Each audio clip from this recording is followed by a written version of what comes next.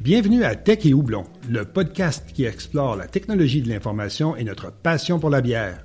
Je suis votre animateur, Luc Dumoulin, et dans cet épisode enregistré au Benz Bar, nous plongeons dans le monde fascinant de la technologie de l'information. Des dernières actualités et tendances aux avis d'experts, nous abordons tout, y compris nos recommandations de bière. Que vous soyez un amateur de technologie, de bonne bière ou un auditeur curieux, il y a toujours quelque chose de nouveau à découvrir à chaque épisode. Bonjour à tous et bienvenue dans ce nouvel épisode de Tech et Houblon. Aujourd'hui, nous abordons la souveraineté des données et son importance capitale pour les entreprises québécoises et canadiennes. Je suis Luc Dumoulin, votre animateur, et comme toujours, on allie expertise TI et convivialité autour d'une bonne bière. Pour cet épisode, j'ai le grand plaisir d'accueillir Benoît Martel, président fondateur d'R2I et grand connaisseur de boissons maltées, houblonnées et autres appellations. Avec ses connaissances du sujet, il sait toujours choisir la bonne à partager. Bonjour Benoît et merci de te joindre à nos auditeurs. Bonjour Luc, salut. Merci beaucoup de l'invitation. C'est un réel plaisir d'être avec toi ici. Ça faisait longtemps que j'avais pas fait un podcast, fait que je me retrempe dedans. Donc, très heureux d'être là. Ah, ben, ça fait plaisir. Avant d'aller dans le vif du sujet, et comme le veut la tradition de ce podcast, parle-nous de la bière que tu t'apprêtes à boire et d'où elle provient. Oui, ben moi aujourd'hui, écoute, je vais vous parler de la brasserie, microbrasserie Pit Caribou à Gaspé, qui malheureusement ces derniers temps a vécu des temps très difficiles. Là, ils semblent s'en sortir. Donc, dans le but de les encourager, parce qu'ils ont vraiment des produits de qualité, aujourd'hui, je vous parle de la Gaspésienne numéro 13, que d'ailleurs je vais ouvrir à l'instant. Donc, un classique québécois qui vient de Pit Caribou, comme je dis, localisé à Gaspé. C'est une Robust Porter qui tire à 6,2% d'alcool. Donc, commence à être dans le fort et pas dans le très fort, mais dans le fort. Donc, une Robust Porter, donc une bière coloration foncée, donc noire, avec un taux d'IBU quand même assez léger à 22, donc une amertume juste en entrée de gamme, pas trop. Donc, qui permet assez accessible à tout le monde malgré que c'est une porter, puis qui a des goûts, des douceurs de goûter de chocolat et également des arômes de café et tout ça terminé par une finale assez sucrée. Donc, vraiment une excellente bière et Pit Caribou est un leader québécois, je dirais, là, que beaucoup de gens connaissent. Donc, encourageons les produits québécois et permettons à cette microbrasserie de poursuivre ses activités. Donc, cheers pour ce podcast. Cheers! Je sais, Benoît, que tu as eu la chance de t'introduire à nos auditeurs dans des podcasts précédents, mais pour le bénéfice de ceux qui n'ont pas eu la chance de les écouter encore, est-ce que tu peux me parler rapidement de qui tu es, qu'est-ce qui t'a amené à créer R2I? Ben avec plaisir, merci beaucoup. Donc, ben moi, Benoît Martel, donc président fondateur d'R2I. J'ai 53 ans en date d'aujourd'hui. Donc, dans les TI depuis 27 ans environ. J'ai eu le désir de fonder R2I il y a plus de maintenant 11 ans, en 2014, qui était vraiment par un désir de changer la façon de faire des TI au bénéfice des clients. Donc, j'avais le goût de faire quelque chose de différent dans l'écosystème des TI. Puis c'est de là que j'ai fondé R2I avec une gang de passionnés qui me suit depuis les débuts. Puis aujourd'hui, on poursuit cette passion-là avec justement un des exemples de Tech et Houblon. Puis si on parle d'un côté personnel, tu as mentionné d'entrée de jeu que j'étais un passionné de bière. Effectivement, je dirais pas depuis ma toute tendre enfance, parce que quand même, j'ai attendu d'être un adulte avant de me lancer là-dedans. Mais dès mon jeune âge adulte, à 18 ans, j'ai commencé à collectionner la première bière que j'avais bu en fait. Et ça s'est poursuivi comme ça, sans relâche depuis maintenant plus de 35 ans. Et je collectionne et je garde tout ce qui a attrait à la bière. D'habitude, et en plus, on a le Benz Bar au bureau pour ceux qui ont déjà eu l'occasion de le visiter. Donc, qui est un endroit exceptionnel dédié à la bière, le musée de la bière, le Benz Bar. Donc, ça fait un peu un tour de mon historique et de qui je suis. Bon, je vais te poser un peu plus de questions à propos d'R2I. Ouais. Si moi, je me rappelle, ton parcours, tu étais plutôt axé dans les ventes et puis tu étais dans l'infrastructure, ce genre de choses-là. Puis tout d'un coup, R2I devient un fournisseur d'infrastructures, impartition aussi, avec des gens qui sont chevronnés dans le domaine.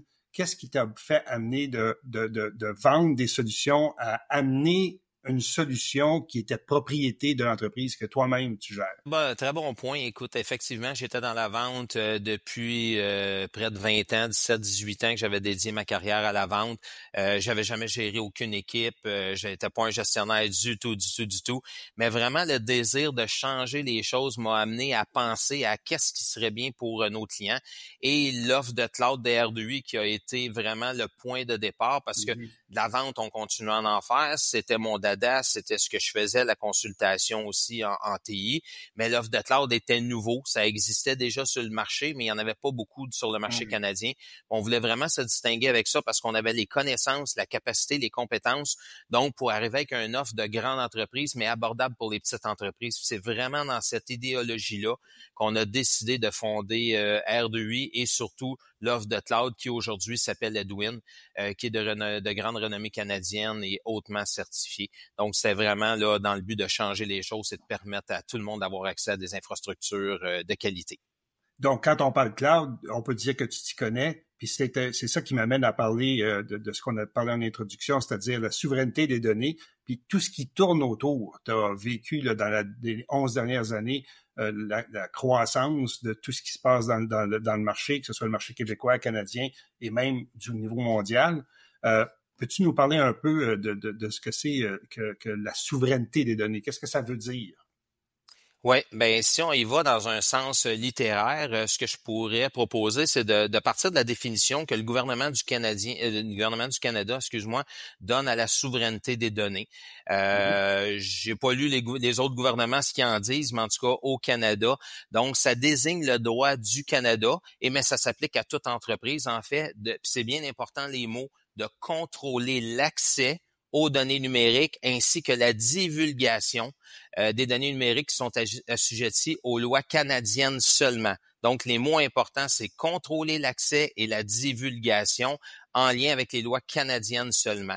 Donc, c'est ça la souveraineté des données, c'est la souveraineté à l'intérieur d'un territoire. On pourrait parler du territoire québécois, on pourrait parler du territoire canadien, mais dans l'exemple que je donne, c'est le gouvernement du Canada qui est très, très, très orienté dans cette direction-là.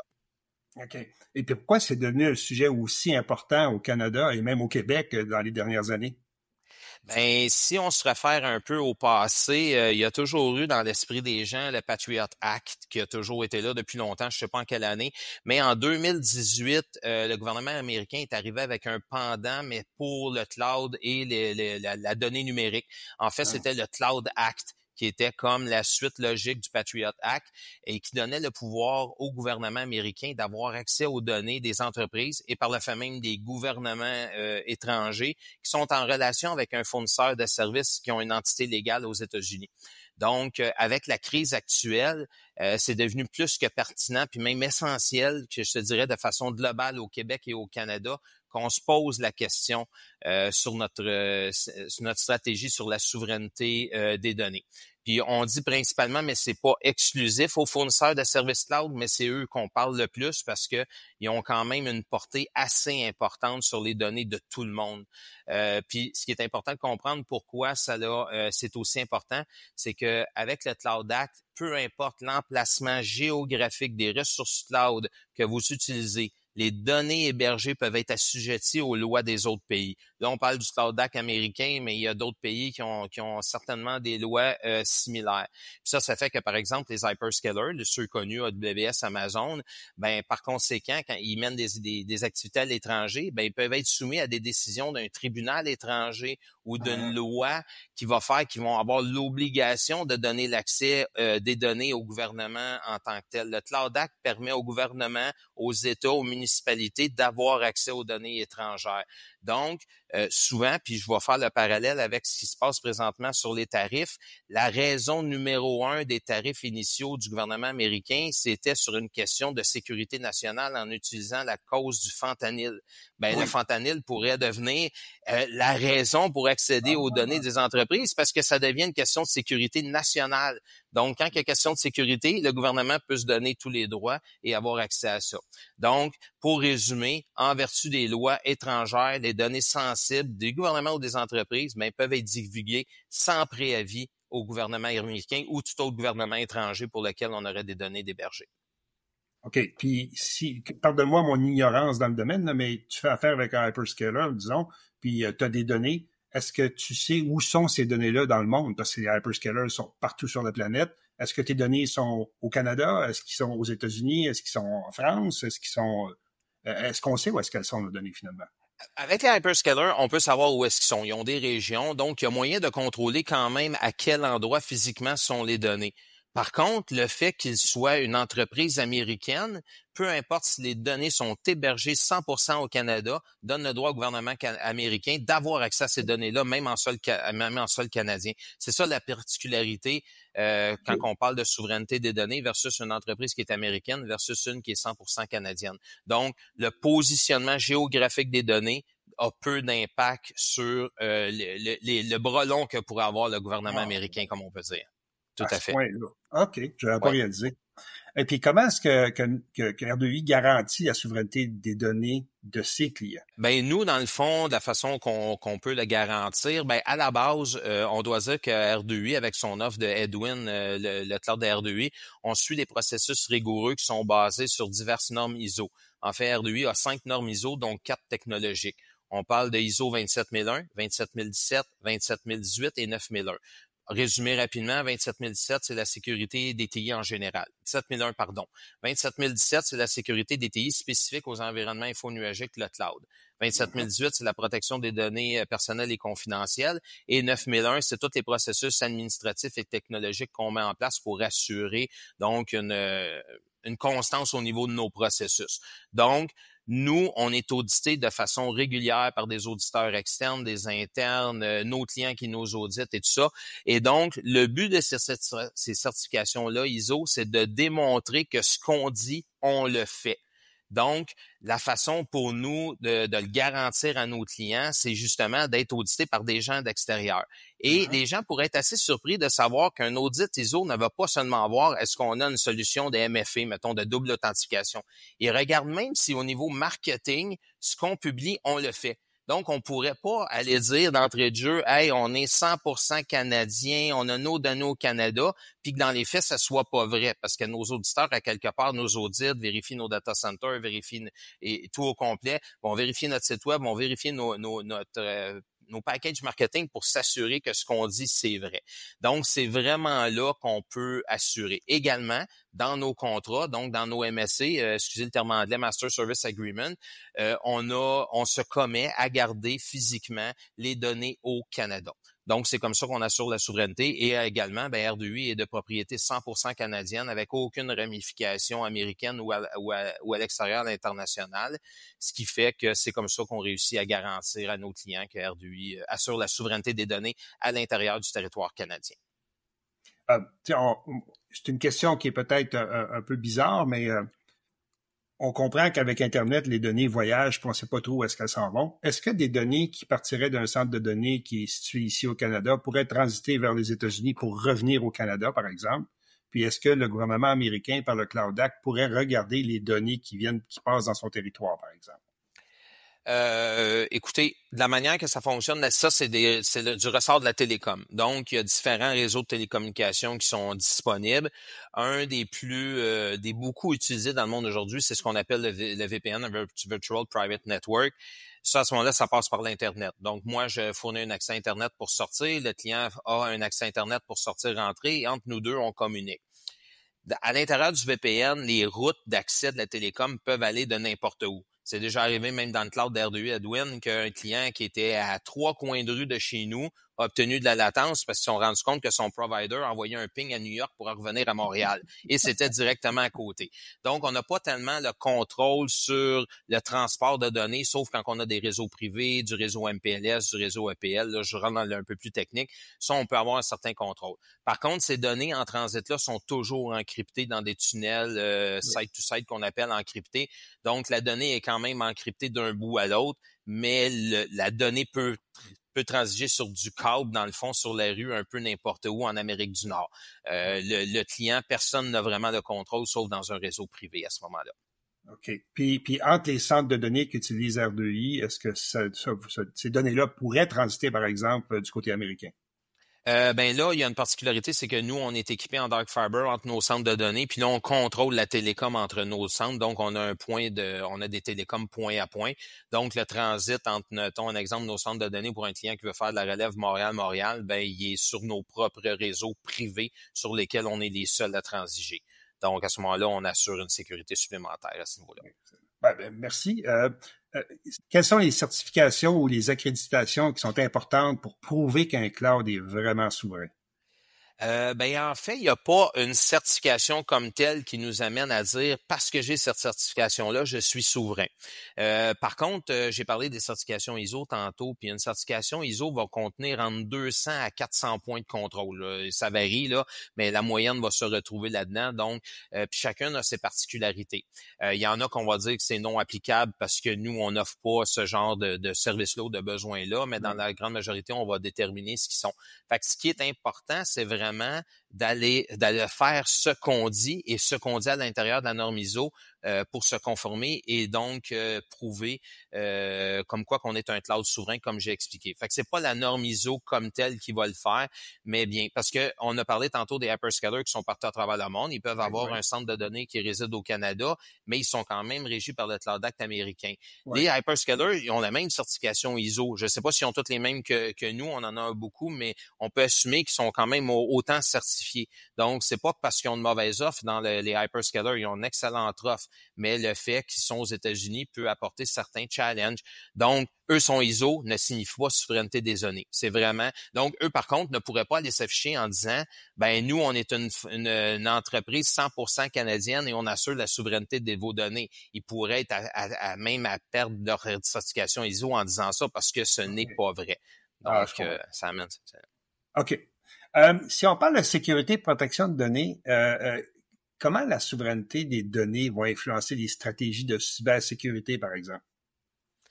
La cybersécurité, c'est une priorité mondiale des entreprises, nonobstant la souveraineté des données.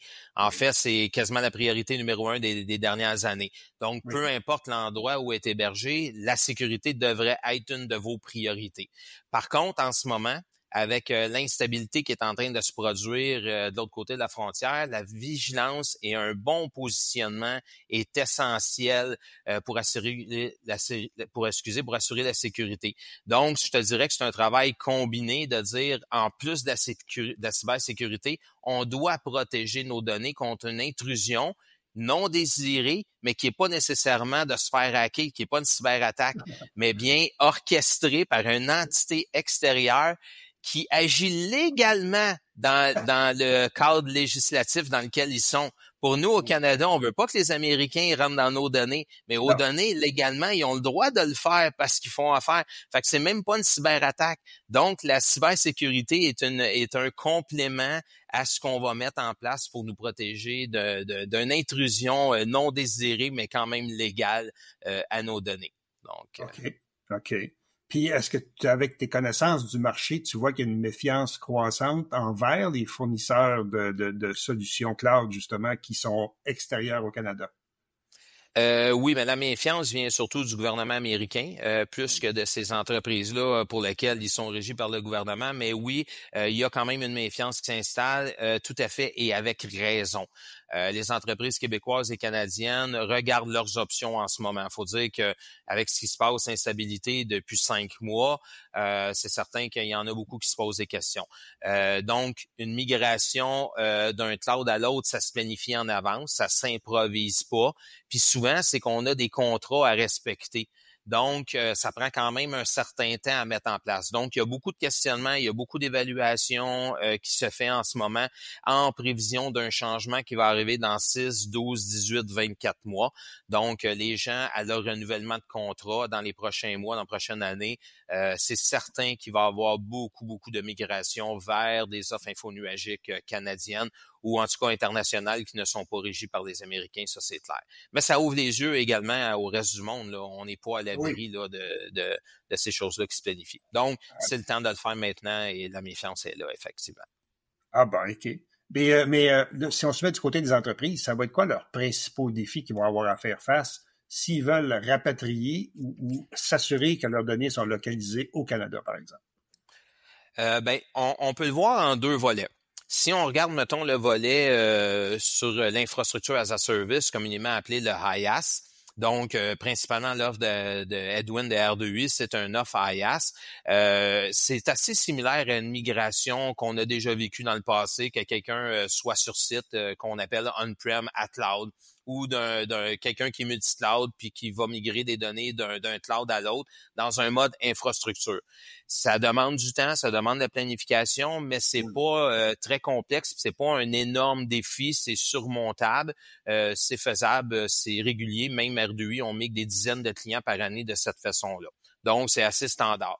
Par contre, il y a un autre volet qu'il faut faire très attention, c'est quand on parle d'application, on va dire un exemple en mode SaaS. En mode SaaS, généralement, c'est pas juste une VM Windows, parce que dans le fond, dans l'infrastructure, on va bouger ta VM Windows, on va bouger ta VM Linux, mais ton besoin d'affaires puis ton application à l'intérieur va demeurer le même. Tu vas juste bouger ton infrastructure. Du côté SaaS, par contre, si on parle d'un exemple d'un ERP, d'un CRM, d'un WMS, ça met en jeu les pratiques d'affaires de l'entreprise. C'est plus juste de dire, c'est 3, 4, 5 personnes d'équipe TI qui font une migration. Ça demande l'implication de toute l'entreprise. Ça demande un choix de logiciel. Ça demande des changements des processus d'affaires.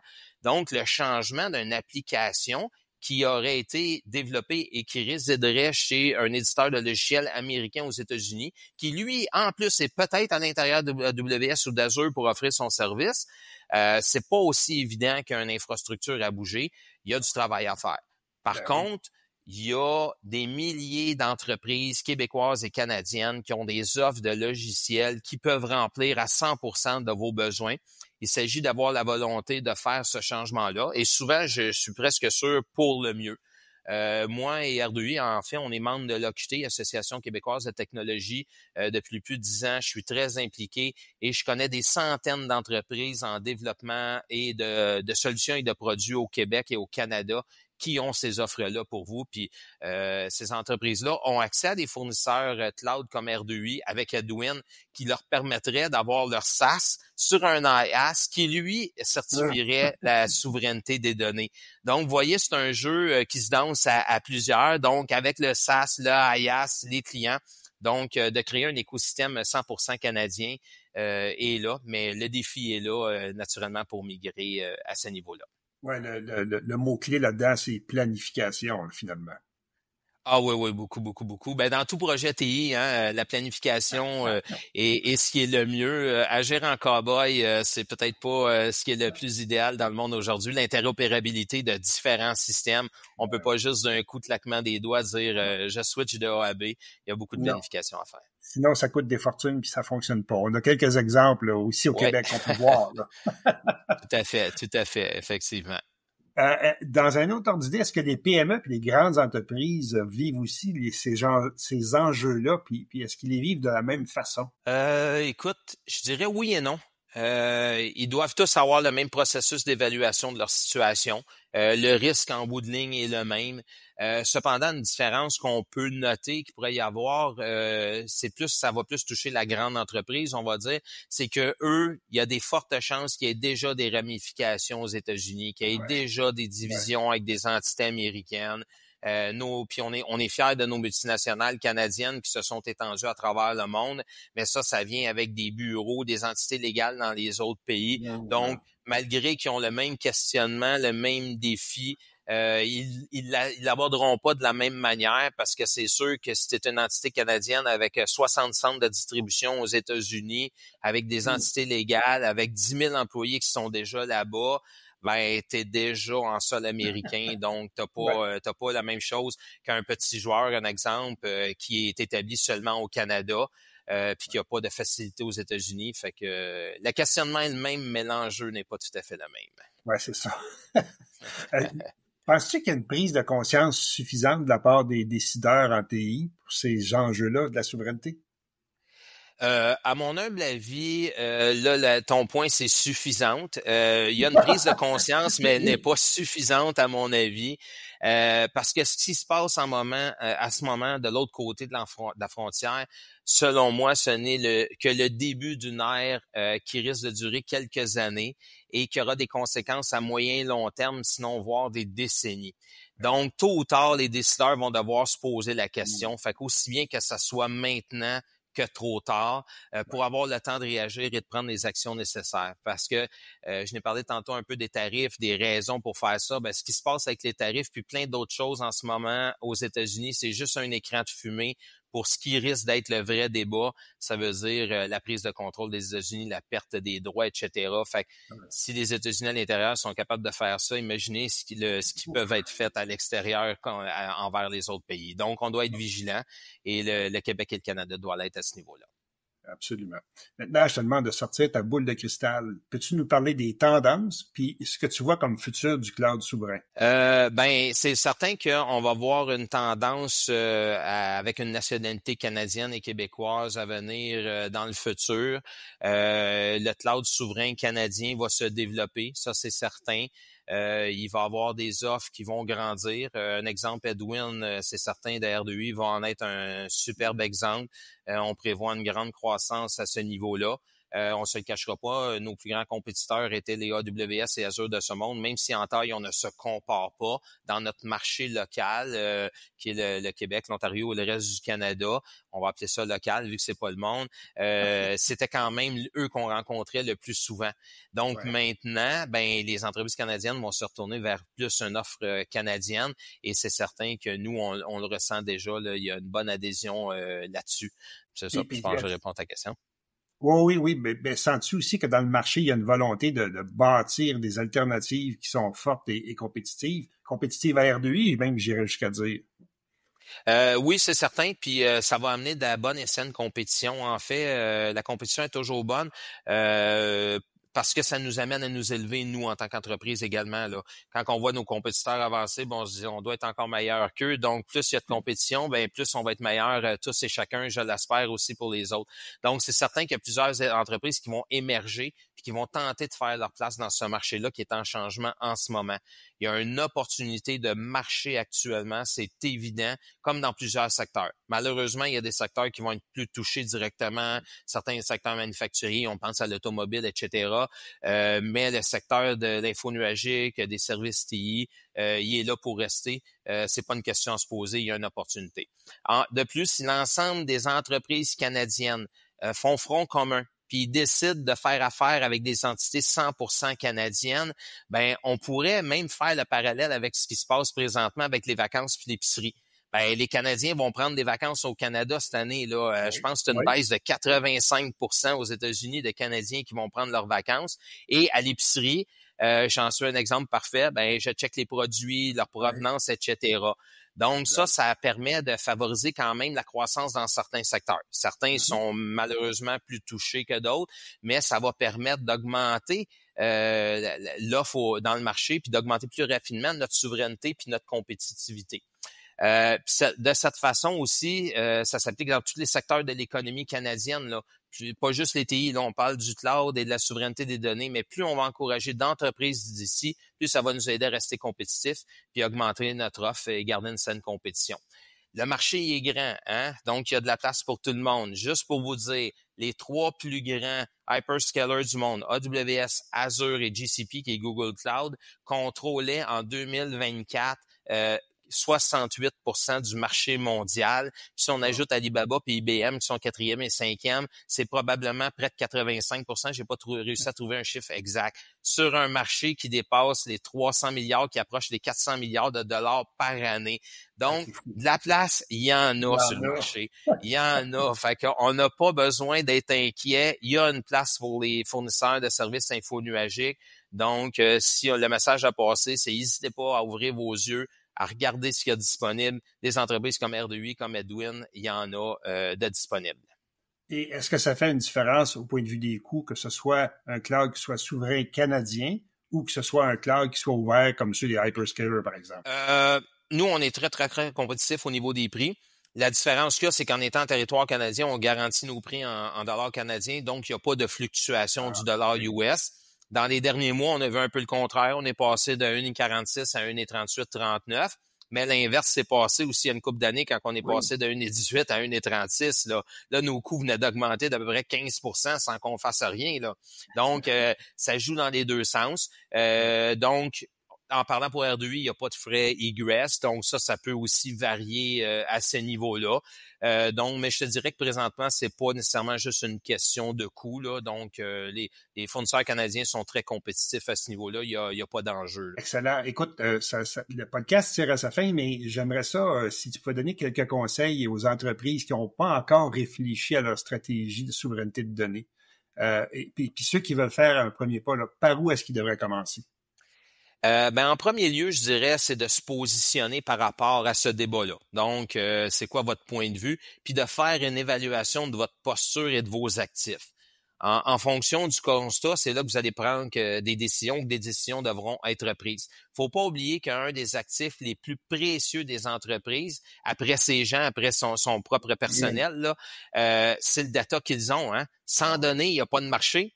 Donc, c'est primordial de les protéger pour assurer la pérennité de vos entreprises comme on les protège des cyberattaques. Donc, ça, le débat est pas différent. Fait que un inventaire de ce qu'on a puis de ce qu'on a à faire, c'est la première étape, c'est important. Des questions à se poser, est-ce que vos données sont à risque? Est-ce que ça pourrait affecter votre réputation? Est-ce que vous pourriez perdre des clients à cause de ça? Ce sont des questions que vous devez vous poser. Puis ensuite, c'est de se donner des échéanciers puis de se mettre au travail. On l'a dit, c'est là pour durer, en tout cas pour quelques années. Faut pas juste se fermer les yeux puis se boucher le nez. Les conséquences peuvent être là sur le moyen et long terme. Donc, dans tout ça, faut se mettre au travail pour assurer dans le but d'assurer la souveraineté de nos données, de vos données. C'est le message que j'aurais à passer. N'hésitez pas à demander de l'aide extérieure. Vous n'êtes pas tout seul. Souvent, on pense qu'on est tout seul, on a notre petite équipe, mais d'avoir une vue extérieure qui a de l'expérience, qui en a essayé des dizaines, voire même des centaines, un regard différent est toujours le bienvenu dans ces temps-là. Excellent. Écoute, je pense que c'est un sujet pour lequel on va devoir revenir parce qu'il y a une part d'éducation qui doit être faite dans le marché. Messieurs, dames, voilà qui conclut cet épisode de Tech et Houblon. Merci, Benoît, pour ta participation. À vous, fidèles auditeurs, merci de votre écoute et demeurez à l'affût de nos prochains podcasts où nous couvrirons d'autres sujets reliés au monde des technologies de l'information. Merci beaucoup, Luc. À la prochaine. Merci, Benoît.